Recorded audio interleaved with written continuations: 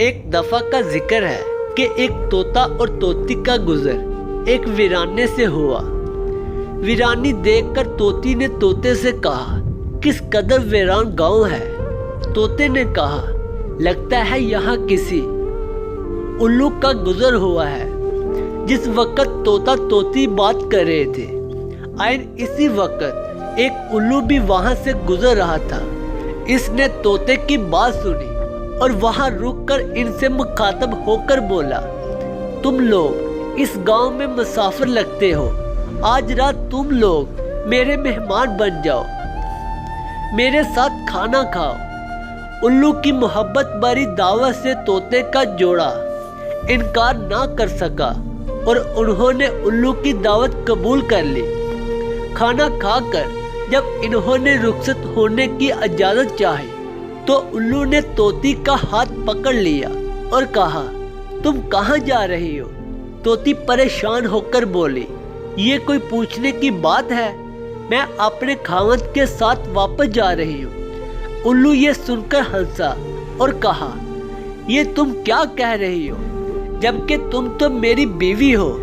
اس پہ طوطا طوطی الو پر چھپٹ پڑے اور گرما گرمی شروع ہو گئی۔ دونوں میں جب بحث و تکرار زیادہ پڑی تو الو نے طوطے کے سامنے ایک تجویز پیش کرتے ہوئے کہا، ایسا کرتے ہیں، ہم تینوں عدالت چلتے ہیں اور اپنا مقدمہ قاضی کے سامنے پیش کرتے ہیں، قاضی جو فیصلہ کرے وہ ہمیں قبول ہوگا۔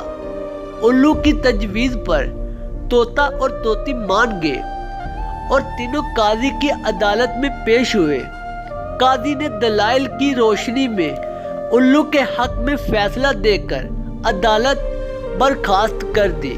طوطا اس بے انصافی پر روتا ہوا چل دیا تو الو نے اسے آواز دی، بھائی اکیلے کہاں جاتے ہو، اپنی بیوی کو تو ساتھ لیتے جاؤ۔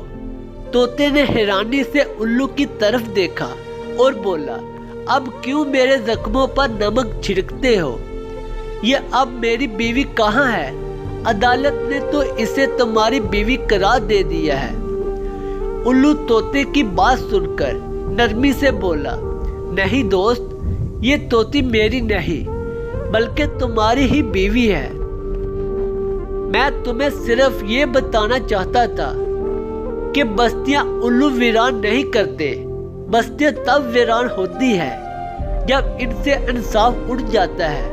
واضح ہو یہ بات کسی بھی سیاسی پارٹی کے خلاف نہیں ہے بلکہ تلخ حقیقت ہے۔